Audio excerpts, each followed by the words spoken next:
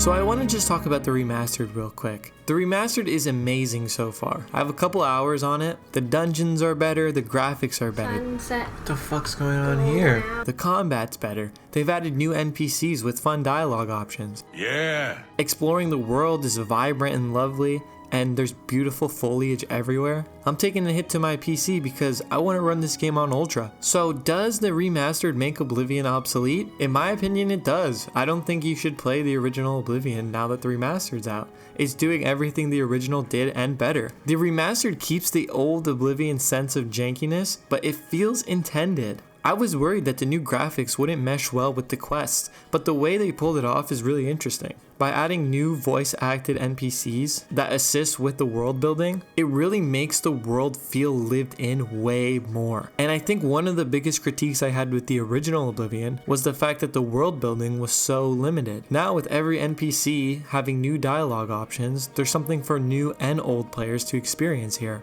And it doesn't shy away from what Oblivion was built on, having fun first. In fact, it feels like the world is way more fun than it used to be, just because they're leaning into it. You can tell that the devs really did play the original Oblivion. They seem to have an astute awareness for what's gonna work well and what's not gonna work well. So yeah, maybe this statement will age poorly, but as of right now, I think you should totally play the remastered, contrary to the title of this video. And this video is meant to be a critique on the narrative of Oblivion and its quest lines, so it's not so much a critique on the gameplay itself. As long as the remastered doesn't fundamentally change the quest lines, everything in this video should be accurate. If it's not, let me know in the comments below because I'm interested in if they changed anything. But just for transparency, this video was based on my playthrough of the original Oblivion. Right, so let's talk about the main quest line. To set the stage, for some reason never explained, you're in prison. You stand in your cell and across from you is a dark elf. He's extremely racist and paints a picture that you're in for a terrible ride. Eventually the guards come and they're talking about a mix-up at the watch. As usual, mix-up with the watch. They tell you to get out of the way or they're gonna kill you. But for some reason, the Emperor Uriel Septim wants to talk to you. Let me see your face. You are the one from my dreams. He has seen you in his dreams. It seems like you're destined for more than you bargained for. You follow the Emperor and his guards until they get ambushed by a bunch of assassins. Eventually they leave you behind. But all of a sudden a giant rat breaks through the wall and starts attacking you. And this reveals a hidden pathway that you now have to explore. Once you reconnect with the Emperor, he tells you that it's his time to die. He gives you an amulet and tells you to seek out Brother Joffrey. Then he gets assassinated right before your eyes. Bada boom, bada bang. And now you're sent on your way.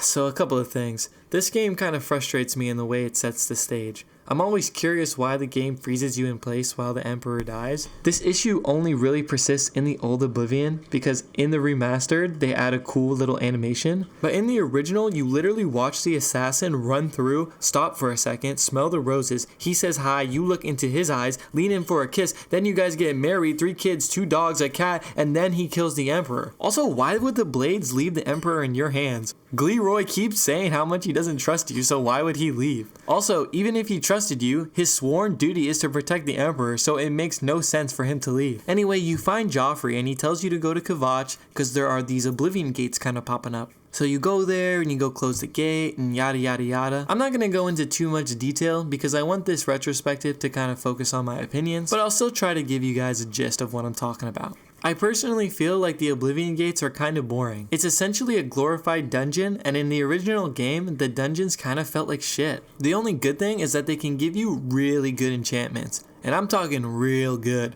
I used 1 sword for my entire playthrough. Another cool thing about this questline is Cloud Ruler Temple. When I was a kid, I would just run around in here and steal shit, and it's probably one of the best design areas in the game. Before I continue with the main questline, there's one thing I need to note. The people who assassinated the Emperor, they're called the Mythic Dawn. Their goal is to resurrect a Daedric prince, Mehrunes Dagon. And Dagon is the one responsible for all the Oblivion gates. So back to the story, somehow the amulet gets stolen from Joffrey. And then we kind of find out about this guy Mankar Cameron, and he's the one who's trying to summon Mehrunes Dagon, which is cool I guess, and it makes sense lore-wise. He is the one who wrote all the books on the Mythic Dawn. Then you get sent on all these quests to go get the Daedric artifact, then you gotta get a Great Welkin Stone and the armor of Tiber Septim. And then you gotta go kill some spies that are spying on the Blades, and then an Oblivion gate opens at Bruma, and apparently it's gonna be the big gate, the gate that leads to Mankar Cameron. He's been operating inside an Oblivion plane this whole time. So you get to Bruma and it's kind of like tower defense. Like you got these hordes of enemies coming after you that you gotta kill. And I find this part really funny because in the original game, Martin's given a speech to like 12 guys, and he's given like this epic speech, but there's only 12 people listening, and they all look the exact same. So eventually the final portal opens up, and it's called Paradise. And you go in, and honestly, it looks pretty cool. It looks nice, there are people running around, but eventually you get to the caves, and you're like, shit. We are also in Oblivion Hell right now. And then you go through and you eventually kill Mankar Cameron. Life's good, but then Mehrunes Dagon himself materializes in the realm. And this kind of pisses me off because we got all the artifacts, we killed the guy, and somehow he still spawned in. And then to defeat him, you just kind of run past him, and then Martin will turn into a dragon and kill him. And then woohoo, you're the savior of the world. In my opinion, the ending was the best part of this questline. I mean, seeing Martin turn into a dragon and then fire breathe Mehrunes Dagon away was super fucking sick. But now, I gotta give you my critique. Honestly, this quest kind of blows. It felt a little bit all over the place. Yeah, it makes sense we gotta go get all these Daedric artifacts, but I also feel like we could have been doing something cooler. And also it kind of pisses me off that Martin made me go do everything, and then he sacrifices himself and is hailed as the GOAT. Which is cool, nice going Martin, but damn, not only did I do everything, but this motherfucker still killed himself and took all the credit. And I feel like the hero of Kvatch and the savior of Tamriel is just a participation trophy by the public. I don't know, it just felt like I was dragged along to do this quest by Martin and Joffrey, and less like something I as the player chose to do. I'm not going to compare Oblivion to Skyrim throughout this video, but in Skyrim, being the Dragonborn is the motivation. You are the only one who speaks the language of the dragons. Therefore, it is your responsibility to purge them from existence. Here in this game, you're just a runt. You're just running errands all day. I feel like the picture they paint is that Martin's the emperor and the blades constructed and aided this mission, and I was just running the errands. But in actuality, I did it all, baby. I closed every gate. I collected all those damn artifacts. The only thing I didn't do was turn into a dragon. But yeah, that kind of sums up what I think about this questline, but let me know what you think in the comments below. I'm curious as to why people like this one or dislike it, but overall I felt it was pretty tedious. I'd just give this one a 5 out of 10. Big city. I'd really love the lights at night. Shoo, shoo. The city of love. Got it? Love, light, night. Big. Big, big, big, big. Alright, so let's talk about the Mages Guild. So the Mages Guild is probably the most consistent questline in terms of quality. You start off by gaining the recommendations of 7 guild halls across Tamriel. Throughout these quests, you learn that the guild is a respected institution. Each quest ranges from mildly interesting to extremely boring. Shout out to the quest where you grab that ring in the well that adds 200 pounds to your carry weight. I just picked it up and swam out. I didn't even need to use the spell because I'm so powerful. Also, I really like the quest where they troll the guild head by turning themselves invisible. That one was funny as hell. After you do all these recommendations, you can now go to the Arcane University, which is located inside the Imperial City. This is the highest high as a mage in Tamriel. So you pull up and they tell you that necromancy is back on the up and up. The other guild members are unsure of the new archmage. Some think that his banning of necromancy was risky. I don't know how that would be risky, but this was a very political decision. Maybe necromancers would be upset, but I feel like it makes sense that necromancy is illegal. Like, you can't have these assholes fucking around with the dead. Anyway, so you start doing these quests and you check out where all the necromancers are and you go kill them. And you find out that Manimarco, the king of worms, is back. This guy's like the top chief necromancer. He's trying to use necromancy under the excuse of knowledge. He isn't concerned with ethics because he believes that this is all in the name of magic and in the pursuit of knowledge. So you find out that the guild is actually infiltrated and there are necromancers hidden within. Also, there are powerful artifacts that the guild is competing with Manimarco to possess. So the archmage kind of sends you out to go collect them. And this whole time, everyone's questioning the archmage's decision. So when you bring him back all the artifacts, he ends up sacrificing himself to turn into a soul gem so that you can counter Manimarco's soul trap spell. Yeah, that was a lot of word vomit, but basically, Archmage the GOAT,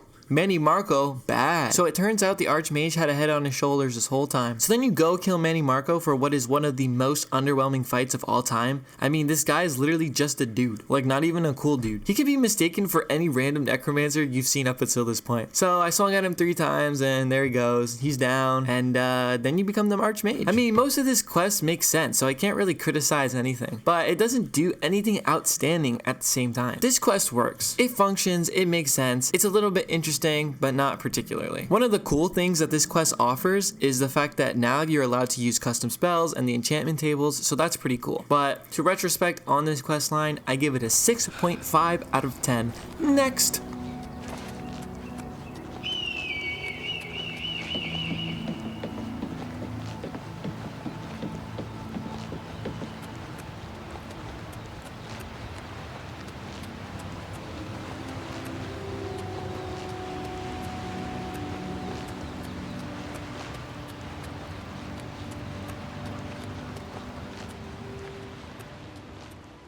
Next up is the Thieves Guild. What is the Thieves Guild if not independent thievery? Honestly, I like this questline. I mean, I'm an active hater, but I cannot hate on this one, except for the ending, but we'll get to that. This quest is fun. I had the most fun sneaking into every single Imperial City shop and robbing them blind. And then the next day, going back and bartering with them like nothing happened. I did that and I'm fucking proud of it. This quest starts in the Imperial City. I know how this quest starts just because of how much I played Oblivion as a kid, but I assume that the rumors of the Grey Fox in the city will eventually lead you to Armand Kristoff, who is one of the organizers of the Thieves Guild. I'm pretty sure you can talk to beggars to also kick this one off, and when you start this quest, you're thrown into a competition with 2 other people who want to join the guild as well. You are all tasked to steal the diary of Amantius Electus. Since this shit is a competition, there's pressure, and I've had playthroughs where Meredith whooped my ass, but this time, I wasn't fucking around. I went and got that shit lickety split. After you return the diary, Kristoff breaks down the rules of the guild for you. There are only 3 of them, so listen closely. Don't kill. Don't steal from guild members. And never, I mean never, betray the Grey Fox. What these rules tell you is that there is an order in the Thieves Guild. And if you read into it close enough, you'll come to realize that the Thieves Guild are actually fighting against corruption. They are actually more involved in politics in trying to get the Imperial City captain, Hieronymus Lex, kicked out of the city than they are with actually stealing. Some of the early quests include untaxing the poor. This quest speaks to me personally. Listen, paying bills suck, especially when you're super fucking broke. Having to pay rent when you barely have any money makes you think that this shit is fucked up. Now imagine you were even broker and you lived in a wooden shack in the Imperial City's waterfront district. Traditionally, the city wouldn't tax you because the city feels bad because of how extremely broke you are. Not only that, but the amount of money they would make from taxing you would be less than the amount of money they would have to pay the tax collector. Not only is there nothing in it for them, but they actually lose in manpower that could be attributed somewhere else in the city. But now, for some reason, the goddamn guards want to tax you again. This is the plot in Untaxing the Poor. You are tasked with stealing back the taxed goods, so you break into one of the Imperial offices and steal back the measly sum. When you return to Kristoff, he's like, you can keep that shit. It ain't even worth us taking it back. It was more to send a message. Like, damn. Not only are you stealing back this money, but it's literal chump change. Like, it's not even worth splitting up or handing back out. He's just like, yeah, whatever. Money's not the problem to me. It's the principle of the matter. And you know what? I fucking respect that. I respect this quest. Then you end up stealing and uncovering corruption, and you eventually reassign Hieronymus Lex to a different city, which allows the Imperial Waterfront's residents to kind of take a chill pill. And you steal stuff back for a couple people and do some cave diving. Eventually you end up meeting the Grey Fox. Capital!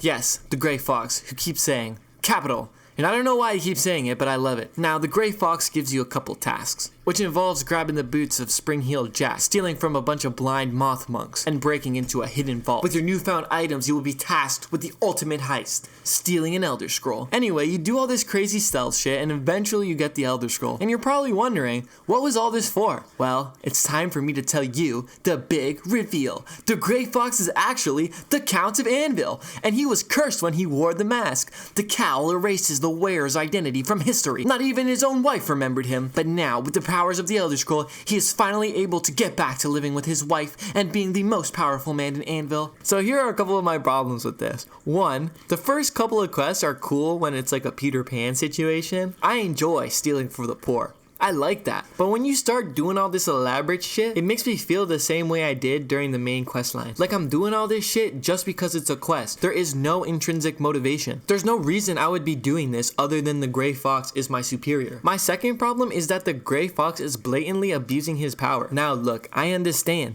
that maybe this responsibility isn't what he signed up for. Or maybe he misses his wife. Or maybe it's both, and that's totally valid. But what isn't valid is taking away some of the manpower of the guild guild to help serve his personal quest. Like, bro, the guild is actively helping the poor and you're worried about Shotty? Like, are you even aligned with the guild at this point? This guy is acting completely out of character. A good way of getting what you want and not being morally bankrupt is to ask people to help you. You know, give them the option, or just do this shit on your own time. Also, this capital shit makes me think he was eccentric or cool, or that he would have an awesome backstory. But nah, he just says that, which now that I'm saying it is kind of cool. It's sort of dope that he just says capital randomly, like that's just his thing. Anyway, my third and final problem with this twist is why does he have to be the Count of Anvil? It would be so much better if he just had a normal wife. And even if he had a normal wife, I still wouldn't like it. But I already talked about this. Like, this guy went from being the Count of Anvil to being the leader of the Thieves Guild and then back to being the Count of Anvil. This shit is crazy. This guy never worked a day in his life and he comes for money? Like, damn, bro, this shit is disappointing. And then Big Bro just gives you the cowl and sends you on your way. 6 out of 10 questline.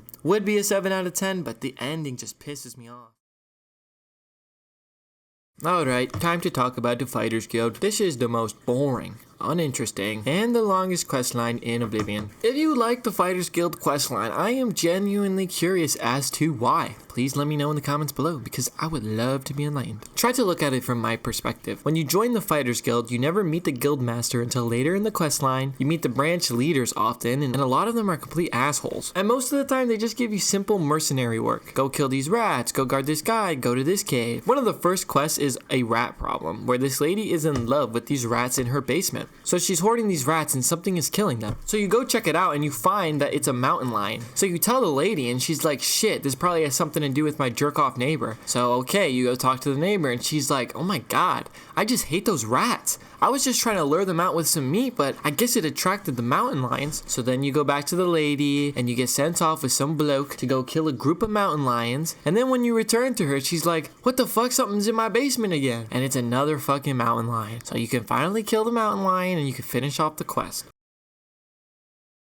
Cool quest. I mean, it's multi-layered, it's subversive, it's kind of funny, and you know what else it is? Kind of a fucking drag, and so is the rest of this quest line. I mean, you kill a lion, talk to the lady, talk to another lady, kill a lion, follow. Honest to God, after this quest it all goes downhill. There's this rival mercenary group called the Blackwood Company. Now, the Fighters Guild thinks that something's going on with these guys. Low-key, they're just butthurt because the company is taking all their jobs, but we gotta investigate. Apparently, and allegedly, these guys are more aggressive, cheaper, and have no morals. Side note, you do a bunch of random quests until you meet this guy Magler. Now, I just want to say I love this guy. You get called over because Magler is stalling on a quest, and he's like, look, I want to do my job, but I got kids at home, and if I go in there, I'm gonna fucking die. And it's like, Maggie, bro, I respect that, but you gotta do your job, homie. And you get paired up with him down the line too, which is cool. At one point, you hear the guildmaster's son died, and she's super overprotective of her other son. So you take him out on some missions behind her back to toughen him up. Apparently, Modron Arwin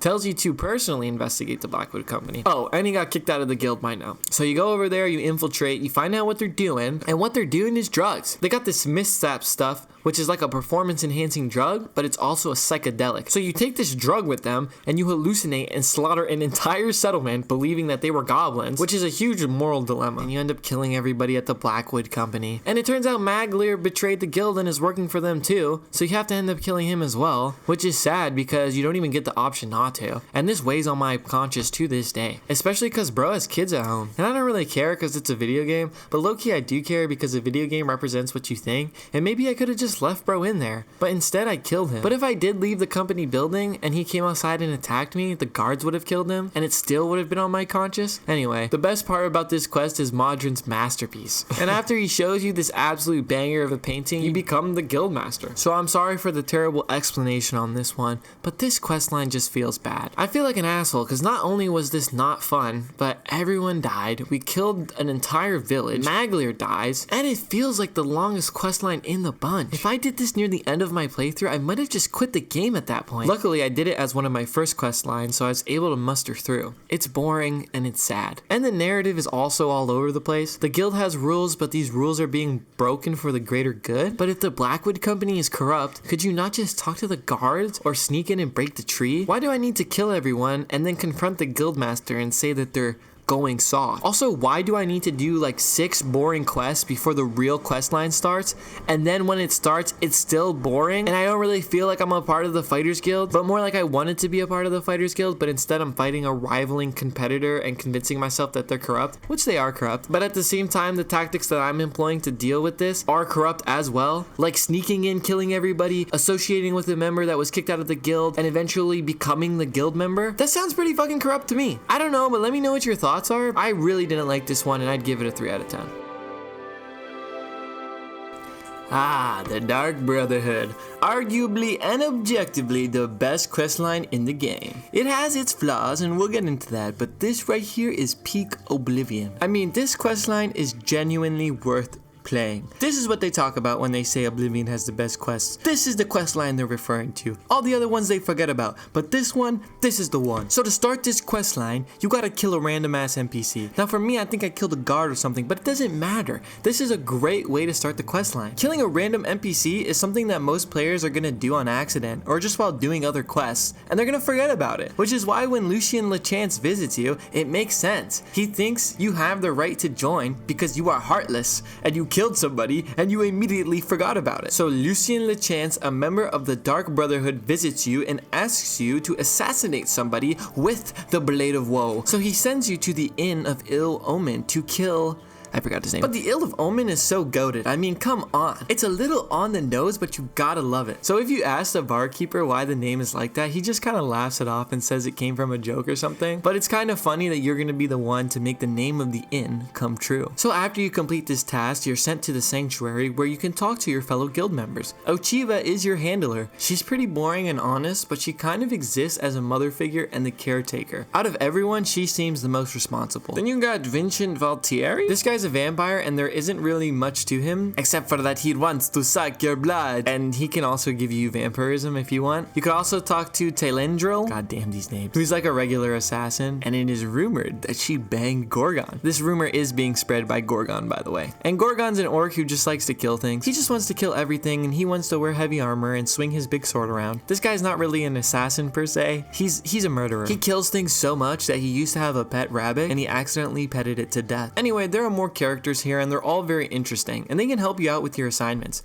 Every time you get an assignment, you can ask them for their perspective, and they'll give you some advice. Some of the assassinations in this quest include killing a captain on his ship. This one's fun because when you kill him, his crewmates will knock on the door and come in, so you gotta sneak out the balcony and jump into the water. There's also another one where you go into this guy's house, sneak in between his wall, and while he's sitting in his favorite chair at his favorite time, you loosen the mounted moose head that's perched up above him, and it falls and leads to his ultimate demise. Pretty goated quest. Also, if you remember the racist guy at the beginning of the game, in this quest line, you get to fucking kill him. You can get sweet, sweet revenge. And not to mention, my personal favorite quest in this entire game, Who Done It? This quest is gold. You get put in a house with 5 people. They all think there's a hidden treasure in the house, but little do they know you are here to kill all of them. Each of them have different dispositions and like or hate the others depending on that. Without spoiling too much of this quest, it's amazing and it has so many unique interactions. I highly recommend you take your time with this one because you can honestly just kill them all right off the bat. But in my opinion, there's no fun in that. This right here, it's a 10 out of 10 quest. After you finish up all these quests, Lucien calls you to the side. He tells you that there's a traitor amongst the guild and you gotta go kill everybody in the guild. That's right, all your friends that gave you advice and helped you out, all the friends that you grew attached to and thought were cool or whatever, you gotta kill them all. Damn, this one hurts, and it works. And the reason it works is because when you start this quest line, there are already rumors of a traitor. So when you're given this order, it makes sense. And now you be thinking like, damn, do I do this? Should I kill everyone? All of my friends? For the guild? For Lucien? For the night mom? Yeah, you do. And you go and you kill everyone. So now you start getting orders from random places across Tamriel. This is the part where I think the questline fails a bit. You get sent around to kill all these random ass people, and it's pretty boring. There's nothing really unique about these interactions. And with your other assignments, there used to be special ways to get bonuses. Like for example, killing the guy with the moose head would give you extra gold, as opposed to you just killing him and being on your way. But in these quests, it's just go kill him. Go kill him and be done with it and go collect your money. And you gotta do like 5 of these, and you're not not talking to anybody, you're collecting your orders from like tree stumps, so it's pretty boring and I wish it was a little bit more spiced up. But then, it is revealed to you by Lucien Lechance that you've been killing guild members this whole time. This twist is good, but it doesn't change the fact that the previous killings were boring. I just gotta be honest, even though the twist was good, it doesn't make up for the boring assignment. So the traitor has been replacing the orders that you're supposed to be getting for Lucien with his own. So then the guild thinks Lucien is the one who's the traitor, and they think that he's the one who's been ordering you to kill all these people. So they capture him, torture him, hang him upside down, and eventually end up killing him. And the sort of climax of this is that you end up going to see the Night Mother one night, and it is revealed to you that the traitor is Bellamont, and you gotta kill everyone except for one other member. You become the listener and life goes on. I mean, I love this quest. You even get a feature from the Night Mother herself, and she says that she planned this shit out. It was like the Great Colon or something. I mean, I kinda respect it, but damn, kind of a bummer ending. But bummer ending does not mean bad. I think this ending was fitting. I'm not sure I could praise this quest anymore. I already talked about my one downfall with it, but everything else in this quest is gold. I really look forward to replaying this one in the remake. I'd give this quest line an 8 out of 10. Good people of the Imperial City, welcome to the arena. The arena is sick. One of my favorite things to do as a kid was start a new character, do the intro dungeon, and then play the arena. I did this over and over and over again, and it consumed a large portion of my childhood. So yeah, you go through and you kill everyone. The challenges get more and more difficult and elaborate. The best part about this quest is Owen. Dude, this guy killed his voice line. He just shit talks you the whole time. And I don't know about your guys' life experience, but all of my friends that I care about shit talk me. I mean, we bullshit, and Owen seems like the type of guy I would get along well with. I mean, fuck yeah, man, call me a piece of shit, because you best believe when I'm the grand champion, I'm gonna chirp right back. Which also, he's psyched when you become the grand champion. Like, the more you progress in this quest line, the more he's impressed with you. Bars. There is also a B-plot where the arena champion is a half vampire or something, which is never explained, and the concept of being a half vampire doesn't really make sense to me. But I don't really like this part of the arena questline for one reason. At the end, when you finally get to fight the grand champion, if you do this quest, he just stands there. He's like, man, just kill me. Abolish my stinky freaking blood. I'm a fucking filthy vamp. And I was like, dude, I want to fight you. I want this challenge, bro. I came all this way. I'm not trying to do this bullshit where I just hit him over and over until he dies. But that's my only gripe with this quest line. Also, I love the Adoring Fan. And don't you say anything negative about my boy in the comments, or I will be sad. I will be very sad. My entirely subjective opinion on this quest line is 10 out of 10, mostly for nostalgic reasons, and also that the quest is genuinely simple and fun. But in actuality, I would say this quest is a solid 7.5 to 8 out of 10. It's honestly just a classic.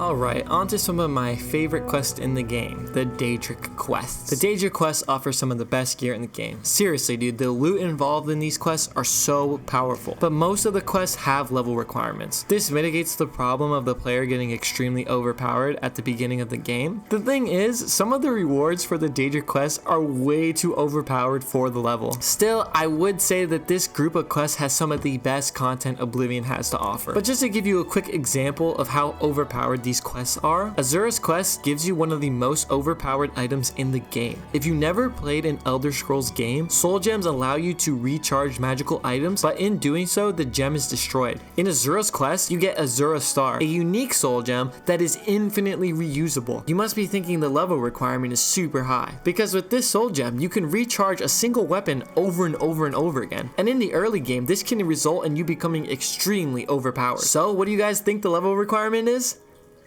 That's right, it's level 2. On top of that, this quest is pretty boring. You just go kill some vampires and that's that.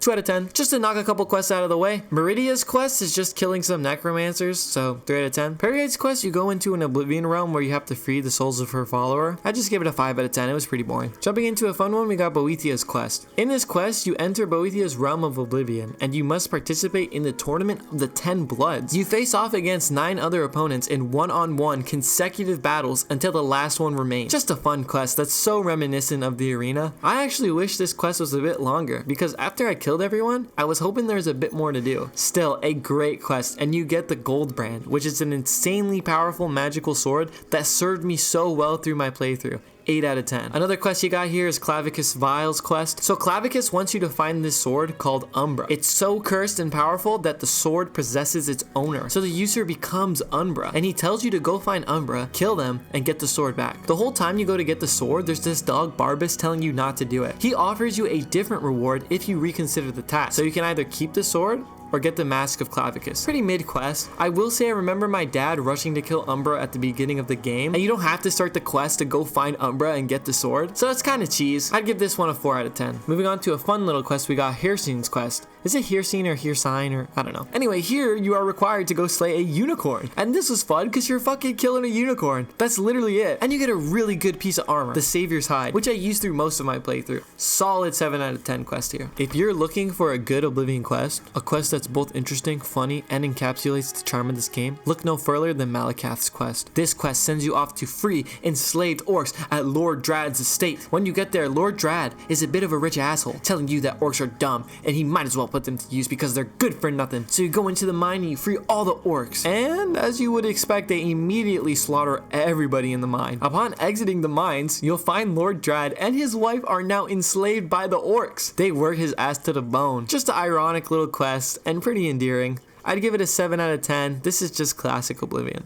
When you unravel this shrine of Sheogorath, you are confronted with an unpredictable Daedric prince. His followers tell you what to bring for an offering. If you would like to speak to him, you must bring a head of lettuce, a lesser soul gem, and some yarn. So once you find these items, Sheogorath tells you about a town and its prophecy, and your job is to make this prophecy come true. There are 3 steps in this prophecy. If you handle the first 2, Sheogorath will handle the last. So you venture forth to a town called Border Watch. Here you can speak to the village shaman. The shaman tells you about the 3 signs. So the first sign is the sign of rats. Basically, rats will invade the town. The second sign is that the livestock will perish overnight. And the third?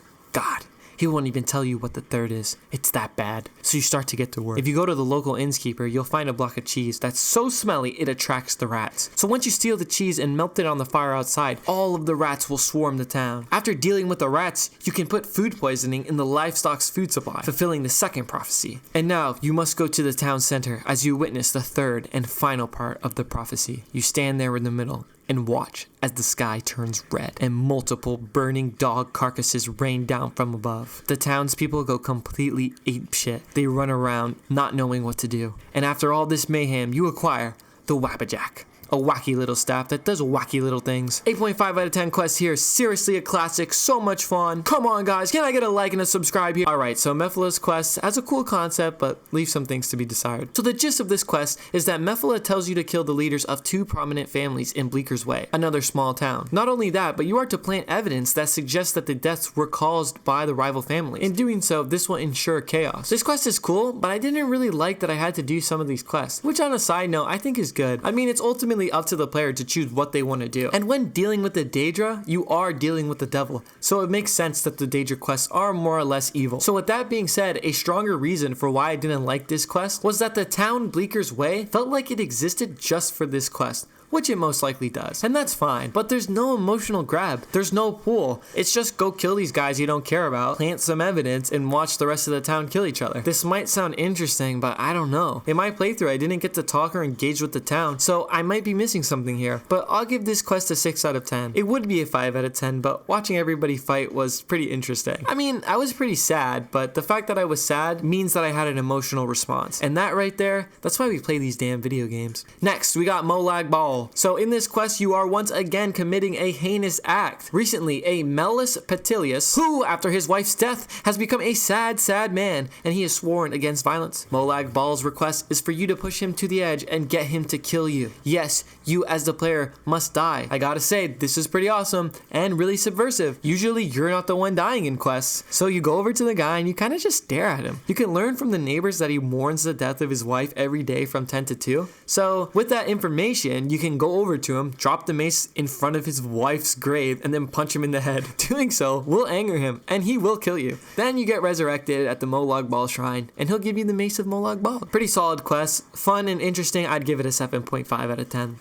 Namira's quest is fun as well. You cannot activate this quest if you have more than 20 personality. So I had to drink a bunch of alcohol and become very stinky for her to even allow me to do her bidding. Nearby, her followers, who just kind of hang out in complete darkness, have recently been disturbed by priests of RK. The priests think that they're saving these people, but they're actually pretty intrusive. Like, bro, don't be assuming that your way is the right way, bro. So she sends you to the Aelid Ruin and bestows upon you Namira Shroud, a spell that cuts out the light from the torches of the priest. So when you get there, you cast a spell on the priest, and a bunch of naked people with clubs will come out of the darkness and kill them. I had night vision when I was doing this quest, so I saw all of them die, and it was pretty goated. For a Daedric quest, I had fun with this one. It was simple and quick, but it's very effective. And for that, 8 out of 10. Nocturnal's quest is unfortunately a quest. Nocturnal has lost her Eye of Nocturnal, so she sends you off to find it. So you end up eavesdropping a couple in Leowyn, and they'll talk about how they left it in a cave or something. So you go to the cave, you kill some people, and you get the Eye of Nocturnal back. So based on my description, we can all agree that this quest is kind of mid. The only reason I'm mentioning this quest is that you get a stupid reward. In my opinion, this reward is way more overpowered than Azura Star. It's called the Skeleton Key, an unbreakable lockpick. This makes it so that you could just spam auto attempt over and over until you open any door or chest. I mean, it makes the lockpicking ability completely useless, but I kind of like it. I don't want to have to do the lockpicking all the time, and I kind of enjoy just auto attempting and moving on. But I'm kind of undecided on how I feel about this, because on one hand, it gives the player complete agency. They can choose to do the auto attempt, or they can choose to play the minigame, but it does really nullify a big chunk of the game. And like any minigame you have to do over and over, it can become tedious. So maybe it's good to have this in the game. And the level requirement for this quest is level 10, so it's not accessible immediately. So you do have to do the lockpicking for a while, but then you can opt out if you so choose. And you can put the key away if you want. So I don't know, is it genius? Let me know what you think in the comments below, but I'd give this one a 5 out of 10. Moving on to Sanguine's quest, another classic. Sanguine tells you to disrupt a party that the Countess of Leowyn is holding. He gives you a spell and sends you on your way. And you get there, you cast a spell, and it turns everybody completely naked. The only problem is that it also turns you naked, and you gotta escape the city butt-ass naked, and on top of that, all of your gear is gone. So I was tweaking when this happened. I totally thought my game glitched, but no, all of your items get stored back in the chest near the shrine. I like this quest. It was quick and it made me feel like a little kid pulling a prank, and I love that. But I find it kind of annoying that they didn't warn me that my items were gonna be gone. They kind of troll you a little bit with that one, so I'll give it a 7.5 out of 10. But this is a classic in my opinion. And if you're wondering what I mean by classic, I mean that this is a quest I would uniquely associate with Oblivion. I don't think you can find a quest like this in any other game. So if you hear me refer to a quest as a classic, I'm referring to how uniquely Oblivion it is.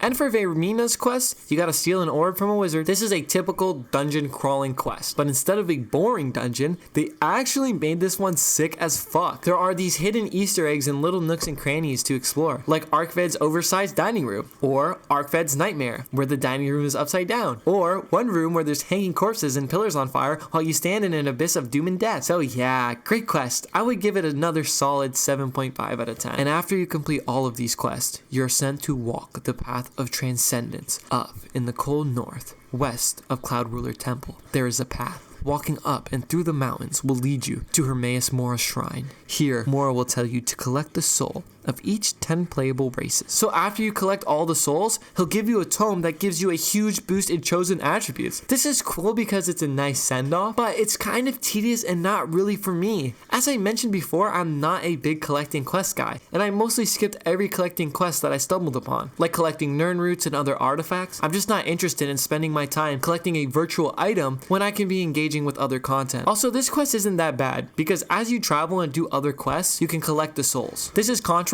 for the quest for Nirnroot, where you actually have to look for them, so I'll give this one a 6 out of 10. It's good because of the reward, but for a final Daedra quest, it could have been more dramatic.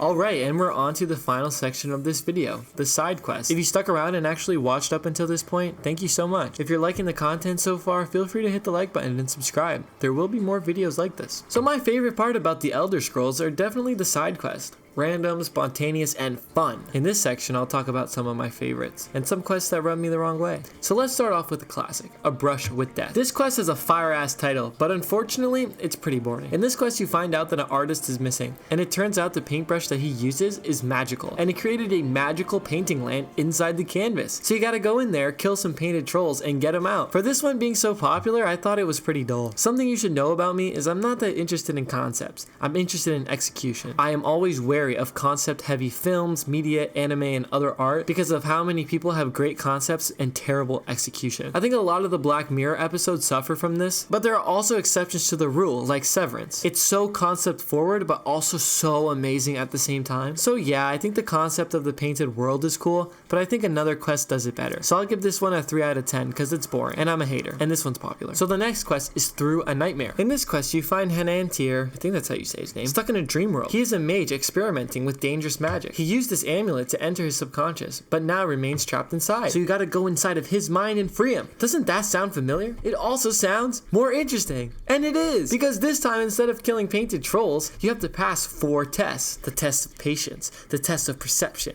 the test of courage, and the test of resolve. So for the test of patience, I glitched through it because I am impatient. I can't really remember the test of perception. The test of courage is where you gotta swim underwater until you almost drown, and the test of resolve requires you to kill a couple of minotaurs. Now, as I recall this quest and offer up a poor description of its contents, you might be asking, Kurbani, how is this one more interesting than the last if you can't remember any details? It seems quite forgettable to me, and I will respond with 2 things. 1, the set design, and 2, the vibe. The set design? It's just really cool.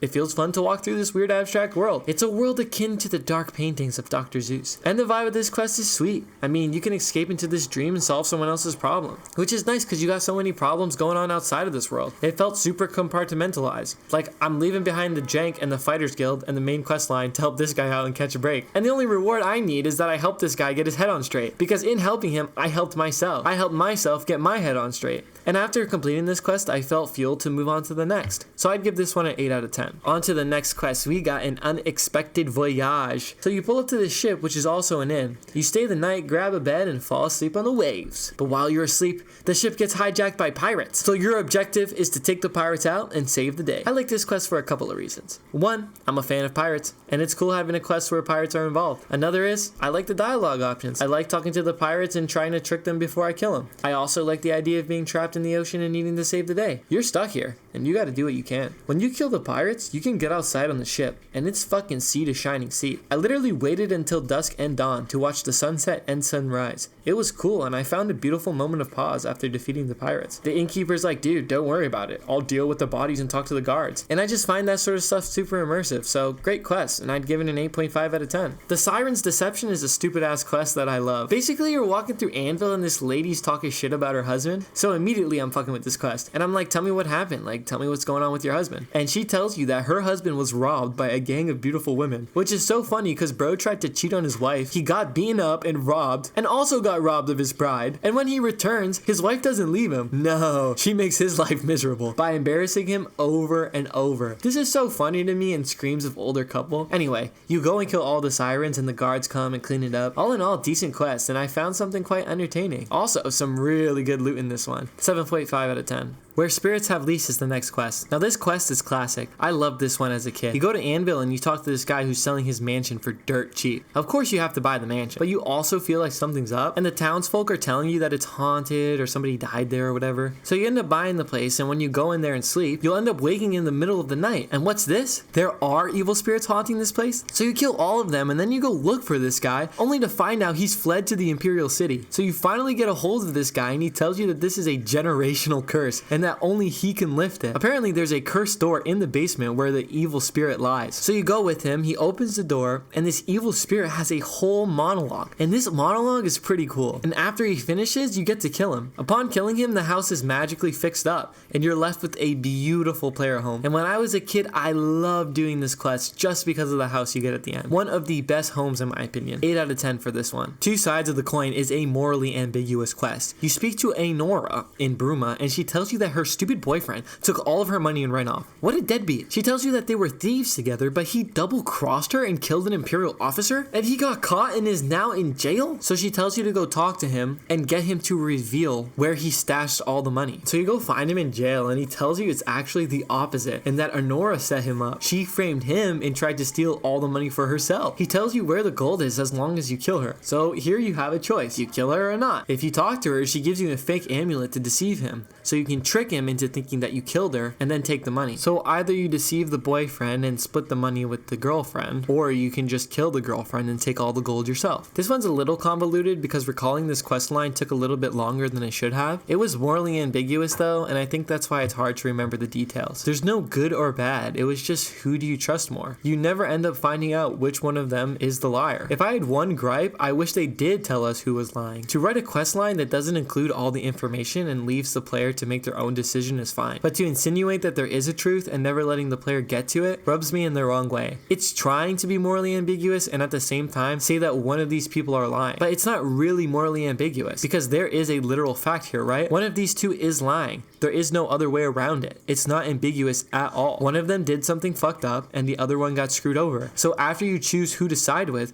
you're stuck wondering who was lying. So basically what I'm saying is that this quest isn't fully realized. There is no closure. If they wanted this to be morally ambiguous, they would never imply this situation, because in this situation, the logical conclusion is that one of these two is an asshole. Rather, if they wanted this quest to be morally ambiguous, then they needed to fabricate a scenario where each person acted justly internally to their own moral beliefs, but unjustly externally onto the other. In this case, we can acknowledge that this situation is messed up and that both parties hold accountability, but it remains ambiguous as to who is right and who is wrong. And if we want the gold, we're going to have to pick a side, which challenges the player to choose a difficult decision. And this could be further accentuated by giving the player different rewards. Like if you side with the boyfriend, you only get the gold, but if you side with the girlfriend, you get the amulet or something separate from monetary value, like friendship, influence, or maybe the character affected a decision down the line. This scenario would work better to force the player's hand, but I'm hypothesizing too much, so I'll give this quest a 6.5 out of 10 and leave it at that. Caught in the Hunt is an interesting quest, and its concept has seen some popularity in recent times. Basically, you are sent to an island and thrown into a killing game. In this game, people are hunted for sport, and you, my friend, are the prey. So you go through this dungeon, killing everyone in your path, and eventually you return and defeat the bad guy. Honestly, I wasn't a big fan of this quest. The stakes were too low, and I didn't really care about the characters, but the concept was dope, so I'll give it a 4 out of 10. A Brotherhood Betrayed is a complicated quest, and it's not very impactful. I really wasn't interested in this one. There was a group of 3 guys,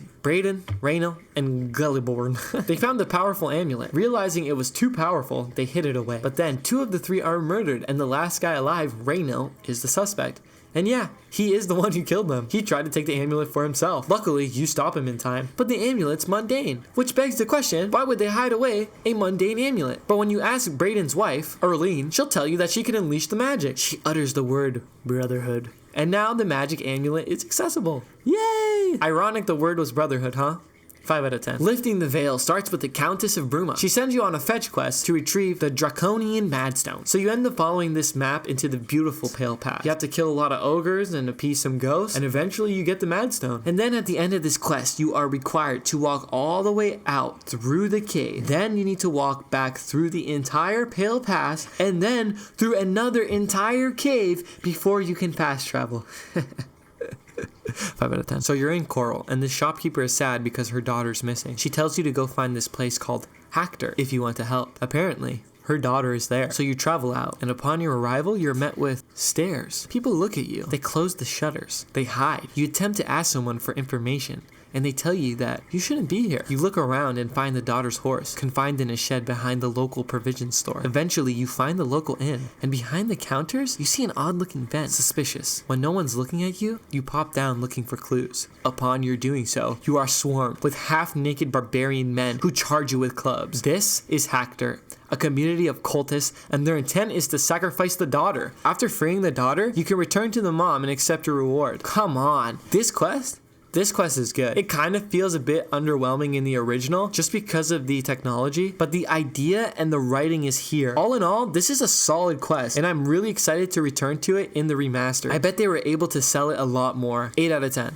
So Mazoga the Orc is a quest I used to love. If you can believe it, I like this quest so much because I wanted Mazoga to be my friend. Isn't that so sad? And this quest is pretty awesome because you literally befriend an eccentric orc named Mazoga. That's the whole quest. Mazoga is aspiring to be a knight, and you help her accomplish that. The main draw of the quest is interacting with her and learning about her backstory. I'd give this one an 8 out of 10. My rating is arguable depending on your disposition towards Mazoga. If you hate her, then this quest could totally be a 2 out of 10. Time to talk about another Oblivion classic, Paranoia. This quest is kind of like Whodunit in the sense that it's really up to you how you want to handle it. There's this crazy dude named Glarthir in town, and he thinks he's being followed. He asks you to stalk 3 individuals over 3 days. If you do follow these people, like I did, you will see that they're literally just doing their day-to-day activities. Nothing suspicious at all. They go farm, they go to work, whatever. It's extremely boring. Where this quest shines is that you can lie to him, and every time you lie to him, he'll give you some gold. Eventually, if you lie to him enough, he'll give you a list of targets to assassinate. And if you do so, you'll receive more gold. Or what I did is just be real with him and tell him that these people are not gang stalking him. And when you tell him that, he will try to kill you. Alternatively, you can also talk to the guards and have him arrested.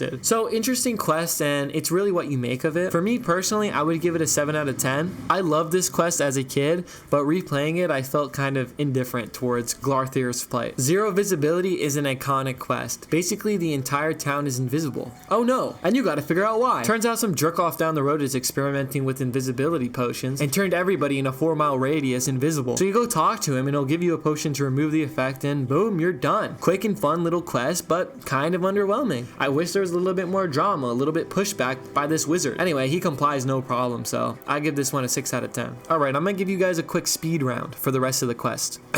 The unfriendly competition quest is long and tedious, but I like how you get to know the merchants of the Imperial City a bit more. 5 out of 10. Imperial corruption makes no sense. Basically, some jerk-off captain is being an asshole, and you gotta collect testimonies. But this story of captain abusing their power is better showcased in the Thieves Guild. 3 out of 10. In the Order of the Virtuous Blood, you join a vampire group, but the group is made up of vampires? 5 out of 10. The ghost ship of Anvil is pretty cool. Basically, a ship is haunted and you gotta kill all the ghosts. It's quick and simple. 6 out of 10. The Forlorn Watchman is a quest where you help put a ghost to rest. 5 out of 10. Corruption and Consciousness is a longer quest about once again a corrupted captain abusing his power. This one has strong world-building elements and some interesting player choice, so 6.5 out of 10. Oh my god. Legacy Lost and Separated at Birth pissed me off so much. I hate the Germain brothers and I really don't know why. And they have 3 quests. I have no idea why these guys are so important. Somebody tell me why, please. These quests also broke my game, so I needed to use console commands to fix them. Literally 1 out of 10. Sins of the Father is the 3rd quest in the Germain Legacy, and for this you have to settle a dispute. There's this one guy in town that thinks that the Germain's father stole his family's heirloom. I like this quest because it allows you to screw over the Germain brothers a little bit. So I'd give it a 7 out of 10. This is an interesting dynamic. Because of the first 2 quests, it allows you to get more invested in the 3rd quest. Like, you hate them so much that in the 3rd quest, you're like, fuck yeah, I get to screw them over. So judging these 3 quests as a whole, I would give it a 7.5 out of 10. It's respectable, but I hate it. The Killing Field is a classic quest. Simple, fun, tower defense vibes. 6 out of 10. Canvas the Castle is a quest where someone stole a painting. It's filled with drama, investigations, but also lacks a quest marker, so make sure you investigate thoroughly. 5.5 out of 10. Whom Gods Annoy is a fun quest where a wizard has this staff that summons 4 scamps. She isn't so much worried about the scamps,